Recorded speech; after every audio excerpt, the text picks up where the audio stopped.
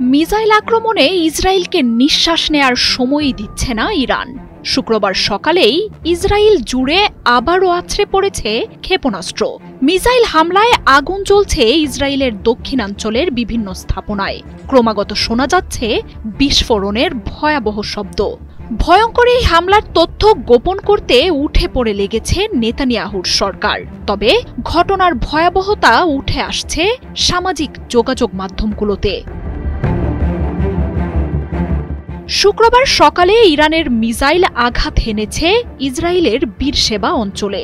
ভয়াবহ এই হামলায় কেঁপে ওঠে পুরো শহরটি। সামাজিক যোগাযোগ মাধ্যমে ছড়িয়ে পড়া ভিডিওতে ইসরায়েলে ইরানি মিসাইলের সরাসরি আঘাতের দৃশ্য ছড়িয়ে পড়েছে।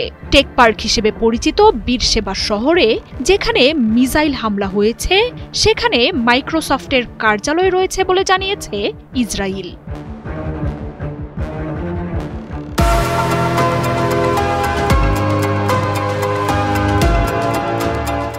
মিসাইলের আঘাতে ধসে পড়েছে বহুতল অনেক ভবন। আগুন ছড়িয়ে পড়েছে চারপাশে। বেশ কিছু ভবন, গাড়িতে আগুন আর বিস্ফোরণের দৃশ্যও ধরা পড়েছে। পরিস্থিতি নিয়ন্ত্রণে প্রাণপণ চেষ্টায় নেমেছে দমকল কর্মীরা। উদ্ধার অভিযান চালানো হচ্ছে ভবনগুলোর ধ্বংসস্তূপের নিচে। আহতদের উদ্ধার করে নেওয়া হচ্ছে হাসপাতালে। শুক্রবার সকালে ইসরায়েলের সামরিক বাহিনী ইরান থেকে মিসাইল ছোড়ার কথা নিশ্চিত করে। প্রতিরক্ষার মাধ্যমে সেগুলো নিষ্ক্রিয় করার চেষ্টার কথাও জানায় তারা।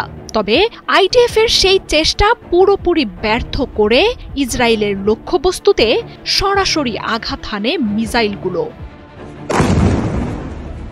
ইসরায়েলের অর্থনীতি ও প্রযুক্তির অন্যতম এই প্রাণকেন্দ্রে হামলার ঘটনায় তীব্র আতঙ্কে ধুঁকছে ইসরায়েলিরা।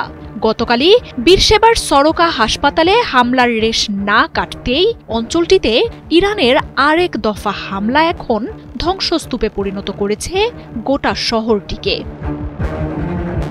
ইসরায়েলের নেগেভ ডেজার্টের নেভাতিম বিমান ঘাঁটিকে ঘিরেই বীরশেবা শহরটি গড়ে উঠেছে। প্রযুক্তির পাশাপাশি ইসরায়েলের সামরিক শক্তিরও প্রাণকেন্দ্র এই অঞ্চল। মাটির নিচে আর বেসামরিক ভবনগুলোর আড়ালে মোসাদ এবং সামরিক বাহিনীর ব্যাপক কর্মযজ্ঞ চলে অঞ্চলটিতে। এখান থেকেই নিজেদের যুদ্ধ কার্যক্রম পরিচালনা করে ইসরায়েলি বাহিনী।